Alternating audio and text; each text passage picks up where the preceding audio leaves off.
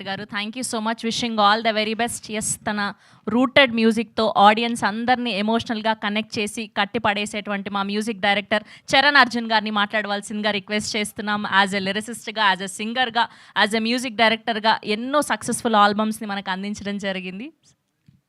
Thank you. నా గురించి నాకే తెలవదు. మీరు చెప్తుంటే చాలా బాగుంది. ప్రతిసారి నాది వచ్చినప్పుడు మా చరణ్ అర్జున్, మా చరణ్ అర్జున్ అంటారు.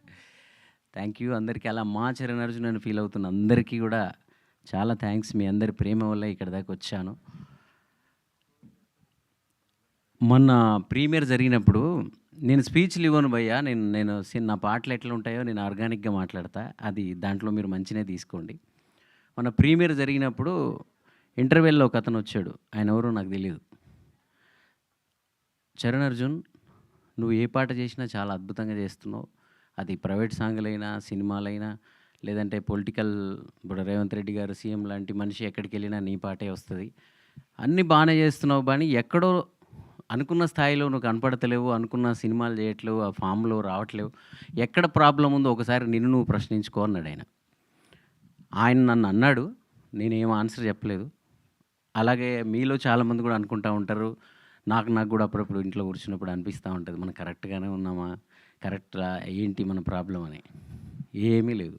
హుషారు పిట్టలు లాంటి ఒక కమర్షియల్ సినిమా రాకపోవడం, కమర్షియల్ హిట్ సినిమా రాకపోవడమే తప్ప ఇంకా వేరే ఏ ప్రాబ్లం లేదు. ఒక కమర్షియల్ హిట్ ఏదో సినిమాలో మాస్ నాగార్జున గారి సినిమాలోనే ఏదో సినిమాలో డైలాగ్ ఉంటుంది, అమ్మా నాన్న లేని వాళ్ళు అనాథలు కాదు అని. ఈ సినిమా ఇండస్ట్రీలో ఒక హిట్ సినిమా లేనివాడే అనాథ. ఒక మంచి ఆడు ఎన్ని సంవత్సరాలైనా ఉండని, వాడు ఎన్ని అద్భుతాలైనా చేయని, వాడి సినిమా ఒకటి హిట్ కాకపోతే వాడిని చాలా అనాథలాగా చూస్తారు. ఒకే ఇండస్ట్రీలో 20 సంవత్సరాలుగా ఉంటూ, ఇదే ఇండస్ట్రీలో ఉంటూ మనల్ని ఏ ఈవెంట్లకి పిలవరు, మనల్ని ఎవరు పట్టించుకోరు. వాళ్ళ ఇండ్లల్లో కార్యాలైతే మనల్ని పిలవరు. అసలు మనం ఏ రంగం వాళ్ళము, అవతల రంగం వాళ్ళేమో నువ్వు సినిమా వాడివి కదా అంటారు. సినిమా వాళ్ళు ఎవరి దగ్గర ఎక్కడ కూడా మనకు ఆ ప్రయారిటీస్ ఇక్కడ కనిపించవు. అంటే మనం ఏం మిస్టేక్లు చేస్తున్నాం, మనం ఏం తప్పు చేస్తున్నాం, మనం పనే కదా చేస్తున్నాం, మనకు వచ్చిన పనిని ప్రాణం పెట్టి చేస్తున్నాం కదా అని ఒక ప్రశ్న నన్నే కాదు, చివరికి అది ఎలా మా ఇంట్లో కూడా వెళ్ళిపోయి మా వాళ్ళందరూ కూడా, నువ్వేం తప్పులు చేస్తున్నావో, నీ తోట వాళ్ళందరూ పెద్ద పెద్ద అయిపోయారు, నువ్వు ఎందుకు ఇక్కడే ఉండిపోయి, ఏమి 24 గంటలు స్టూడియో తప్ప నాకు ఇంకేమీ తెలియదు. కానీ నేను ఎక్కడో చదివా, ప్రయత్న కాలం ఎవడిది ఎక్కువ రోజులు ఉంటే, ఎక్కువ కాలం ఉంటే, వాడి విజయాల కాలం కూడా అంతే ఎక్కువ కాలం ఉంటుందని. సో తప్పకుండా నాది ప్రయత్న కాలం ఎక్కువ ఉంది. అయినా నేను ఏదో నాకు దొరికిన ప్రతి అవకాశాన్ని వాడుకుంటూ నేను ఏదో ట్రెండింగ్లో ఉంటూనే ఉన్నాను.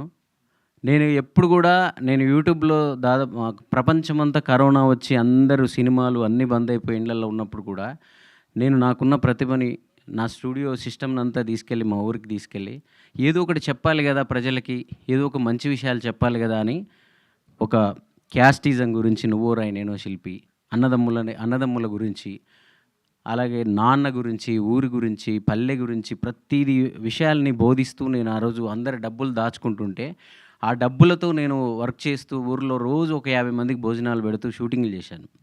ఆ పాటలే నన్ను ఇక్కడ దాకా నిలబెట్టాయి. ఆ పాటలు విన్న వాళ్ళకి, చూసిన వాళ్ళందరికీ కూడా నేను ఎప్పుడు ఏం అడగలే. కనీసం నా ఛానల్ని సబ్స్క్రైబ్ చేసుకోండి అని కూడా నేను ఎప్పుడు అడగలేదు. ఇప్పుడు అడుగుతున్నా,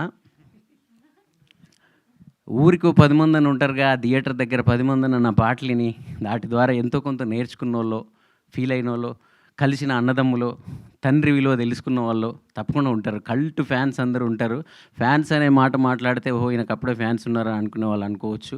నేను కాన్ఫిడెంట్గా చెప్తున్నాను, సినిమా నాకు హిట్ ఇవ్వకపోవచ్చు, సినిమాల ద్వారా నాకు ఏమొచ్చిందో నాకు తెలియదు, కానీ నా పాట ద్వారా నాకు చాలామంది ఫ్యాన్స్ ఉన్నారు, ప్రపంచవ్యాప్తంగా ఉన్నారు. వాళ్ళందరూ ఒకటే చెప్తారు, నువ్వు ఆల్రెడీ ప్రూవ్ చేసుకున్నావు కదన్నా, నువ్వు ఈ పాటలు చేయి, ఇండిపెండెంట్ పాటలు చేయి, నువ్వు ఎందుకు ఆపేసావు అంటారు.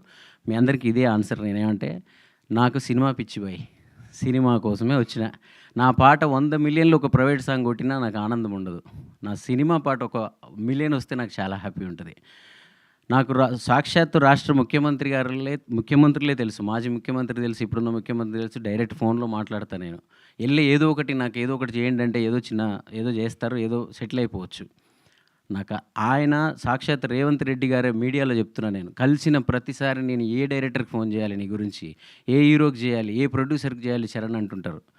నాకు తెలుసు ఒక హిట్ సినిమా లేకపోతే ముఖ్యమంత్రి కాదు ప్రధానమంత్రి చెప్పిన మనోళ్ళు వినరని. సో తప్పకుండా నాకు ఆ హుషారు పిట్టలు నేను ఆ రోజు అన్నతో చెప్పిన సీఎం గారితో, అన్న నాకు ఒక హిట్ పడితే నా ఇండస్ట్రీ నన్ను గుర్తిస్తుంది, నా సినిమా వాళ్ళందరూ నన్ను దగ్గర తీస్తారు, ఆ టైం కూడా దగ్గరికి వచ్చింది, మీరేం చెప్పొద్దు, అలా రికమెండేషన్లతో పోలేనన్నా నేను అని చెప్పి నేను ఎప్పుడు చెప్తూ ఉంటాను. ఆ కాలం ఇప్పుడు వచ్చింది. వరుసగా నా సినిమాలన్నీ నా శుక్రవారం నాడు సక్కాని గడి అని ఏదైతే పాట వచ్చిందో ప్రతి శుక్రవారం నా సక్కాని గడియలు రాబోతున్నాయి. అది హుషారు పిట్టలతో మొదలవబోతుంది. సో నేను మన వాళ్ళందరికీ నేను చెప్పేది అదే, ఇక నుంచి నేను అద్భుతమైన సినిమాలు చేస్తాను. మీరు కోరుకున్న ఎక్కడ మ్యూజిక్ డైరెక్టర్గా ఉండాలో అక్కడ ఉంటాను. సురేష్ బాబు గారు కానీ, బెక్కం వేణుగోపాల్ గారు కానీ, వెంకటేష్ గారిని, వీళ్ళందరి ప్రేమ ఉంది నాకు. సో కానీ మీరు నాకు ఒక్కటే ఒక సపోర్ట్ చేయండి, ఏంటంటే మీ చరణ్ అర్జున్ ఇక్కడ అనాథలాగా ఉండడం మీకు ఇష్టమా? కాదు కదా. అది దాటాలంటే ఇంత గొప్ప సినిమాలు ఇంత గొప్ప పాటలు చేసిన మా చరణ్ అర్జున్ ఇంకెక్కడో ఉండాలని మీరు కోరుకుంటున్నారు కదా. దానికి ఒకటి, ఏ ఊరిలో ఉన్న 10 మంది అయినా ఆ 10 మంది అయినా ముందు రండి థియేటర్కి. మొదట నన్ను నమ్మండి, నేను ఎప్పుడు మీకు ఏ రోజు కూడా అబద్ధాలు చెప్పేవాడిని కాదు. నా పాటల్లో చివరిలో వాయిస్ ఓవర్ ఉంటుంది. ఆ వాయిస్ ఓవర్ 1 నిమిషం వాయిస్ ఓవర్నే మీరు ఎంతో ఫీల్ అవుతుంటారు, మీరు స్టేటస్లు పెట్టుకుంటారు కదా. అలాగే ఈ సినిమాలో 2 గంటలు ఉంటుంది. ఈ సినిమాలో మా భిక్షు అంత 2 గంటలు అద్భుతమైన విషయాలు చెప్పినాడు. నేను యాక్చువల్లీ చాలామంది అంటుంటారు నా సినిమాలు, నేను ఇంతకుముందు నిన్న రిలీజ్ అయిన సినిమాల రిజల్ట్లు కూడా నేను ముందే చెప్పిట్టున్నాను అందరికీ. నన్ను అప్పుడు అందరు తిట్టుకునేవాళ్ళు, నువ్వు ఇన్ని సినిమాలు చేస్తున్నావు, మా సినిమాలను ఎక్కువ మోయావు, హుషారు పిట్టల గురించి ఎక్కువ చెప్తావు, హుషారు పిట్టల గురించి ఎక్కువ. ఇది సురేష్ బాబు గారు తీసుకోక ముందే మీరు బాగా అబ్జర్వ్ చేస్తే నాది ఫేస్బుక్లో ఒక పోస్ట్ ఉంటుంది, ఈ సినిమా ఎవరైనా పెద్దవాళ్ళ చేతులు పడితే ఇది రీసౌండ్ చేస్తుంది, భిక్షు హుషారు పిట్టలైన పేర్లను గుర్తుపెట్టుకోండి అని చెప్పి నేను ఒక పోస్ట్ రాసిన. మీ ఇద్దరం ఇట్లా నిలబడి ఆ రోజు నన్ను చాలామంది అన్నారు, మా సినిమాల గురించి నువ్వు ఎక్కువ మాట్లాడావు, హుషారు పిట్టల గురించి ఎందుకు మాట్లాడతావు అని. నాకు తెలుసు, నేను ఒక టెక్నీషియన్గా ఎప్పుడు సినిమా చూడను, పని చేస్తానంతే. బయటకు వచ్చిన తర్వాత నేను ఆడియన్ లాగా చూస్తాను ఆ సినిమాని. మొన్ననే లాస్ట్ ప్రీమియర్ చూసినప్పుడు చాలా గ్యాప్ తర్వాత చూసి సెకండ్ హాఫ్లో 4 సార్లు ఏడ్చాను. నేను 4 సార్లు సినిమాలు ఏడ్చాను, 4 సార్లు ఏడిపించాడు, ఏడవడం కాదు. సో భిక్షు, నేను మళ్ళీ ఒకటే చెప్తున్నా, మళ్ళీ గుర్తు చేస్తున్నా, నా పాటల్ని విని నా పాటలతో అనుబంధం పెంచుకున్న ప్రతి ఒక్కరూ ఆ థియేటర్, నియర్ బై థియేటర్లలో మీరు ఎంతమంది ఉంటే అంతమంది వెళ్ళండి. నా ఇన్స్టా, ఫేస్బుక్ అట్లలో ఆ టికెట్లను నాకు షేర్ చేయండి. మళ్ళీ ఏ రోజు కూడా నేను ఈ సినిమా బాగుంది, ఈ సినిమాకి వెళ్ళండి అనే మాట చెప్పను. మీరు డిసప్పాయింట్ అయితే మీరు తప్పకుండా ఈ సినిమా ద్వారా చాలా మంచి విషయాలు నేర్చుకుంటారు. ప్రతి ఇంటికి ఈ సినిమా వెళ్ళాలి, ప్రతి మనిషి ఈ సినిమా చూడాలి. దానికోసం అందరం సైనికుల్లాగా నా పాటల ఫ్యాన్స్ అందరు కానీ, నా పాటల సబ్స్క్రైబర్స్ అందరు కానీ కూడా మీరందరి ఒక్క బాధ్యత మీరు ఎత్తుకోండి. ఈ సినిమా తర్వాత మీ చరణ్ అర్జున్ మీరు ఎక్కడ ఉండాలని కోరుకున్నారో అక్కడ ఉంటాడు. అలాంటి మంచి మంచి సినిమాలు ఇంకా నెక్స్ట్ కూడా రాబోతున్నాయి.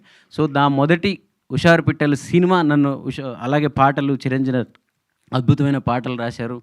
శుక్రవారం సక్కని గడి అనే పాట, ఆ పాట విని ఒక డైరెక్టర్ నాకు ఫోన్ చేసి గరివిడి లక్ష్మి అనే ఒక ఉత్తరాంధ్ర సింగర్ గురించి నేను ఒక సినిమా చేస్తున్నాను, బయోపిక్, పీపుల్ మీడియా ఫ్యాక్టరీలో. ఒక ఉత్తరాంధ్ర నీకు సంబంధం లేని ఒక స్లాంగ్ని, ఒక నేటివిటీని కూడా అంత అద్భుతంగా చేశావు. తెలంగాణ బ్యాక్డ్రాప్లో వస్తున్న శుక్రవారం లాంటి పాటను, సినిమాని కూడా నువ్వు అంతే అద్భుతంగా ఈ పాట విన్న తర్వాత నాకు అనిపించింది. ఆయన ఒక పెద్ద ఆయన పేరుతో, ఒక మాస్టర్ పేరుతో నన్ను పోల్చిందని చెప్పారు, అది నేను చెప్పలేను కానీ. సో అలాంటి చిన్న చిన్న మెసేజ్లు, అలాంటి కాల్స్ ఆ పాట రిలీజ్ అయిన రోజు ఒక 20-30 వచ్చి ఉంటాయి నాకు. తప్పకుండా ఈ సినిమా రిలీజ్ అయిన రోజు ఆ కాల్స్ ఇంకా పెరుగుతాయి. సినిమా ఇండస్ట్రీ కూడా నన్ను ఆశీర్వదిస్తుంది, నన్ను గుర్తిస్తుంది. నేను ఏదైతే అనాథలాగా ఫీల్ అవుతున్నానో ఇదే ఇండస్ట్రీలో ఉండి, అది ఆ రోజుతో ఆగస్టు 15తో పోయి ఏం మాట్లాడాలన్నా భయం. మైక్ పట్టుకుంటే ఇది మాట్లాడితే ఇది తప్పవుద్దేమో, ఇది మాట్లాడితే అది తప్పవుతుందేమో, మనం ఎందుకేమనాలి, నీకు అవకాశాలు వస్తలేవో నన్ను అంటారేమో, ఈ భయాలతో బతుకుతున్న నాలాంటి మనిషికి ఆగస్టు 15 స్వతంత్రం రాబోతుంది. ఒక విజయంతో వచ్చే మాటలు, ఒక విజయంతో మనిషి అంటే చాలామంది అంటూ ఉంటారు, నేను చెప్పే ఒక చిన్న పాట ద్వారా ప్రజల్లోకి అది చొచ్చుకుపోయి చాలామంది మారుతూ ఉంటారు, ప్రభుత్వాలే మారాయి నీ పాటల వల్ల అంటుంటారు. అంత శక్తివంతమైన పాట, అంత మంచి విషయాలను చెప్పగలిగే ఒక మనిషిని గెలిపించే బాధ్యత మీ అందరికి కూడా ఉంటుంది. సో నేను గెలిస్తే అది చాలా మంచి జరుగుతుంది సమాజానికి. మంచివాడు గెలిపి ఎప్పుడు సమాజానికి మంచిది. నేను చాలా మంచివాడిని సగర్వంగా చెప్తున్నా. హుషారు పిట్టలు నేను గెలవడానికి నాకు ఒక మంచి పునాది కాబోతుంది. ఆ హుషారు పిట్టల సినిమాకి మీరు అందరూ ఆగస్టు 15 రోజు వస్తారు, తప్పకుండా నన్ను గెలిపిస్తారు, మా టీం అంతా గెలిపిస్తారని కోరుకుంటున్నా. థ్యాంక్ యూ చరణ్ అర్జున్ గారు, థ్యాంక్ యూ సో మచ్. ఎవరు చెప్పారు మీరు అనాథ అని?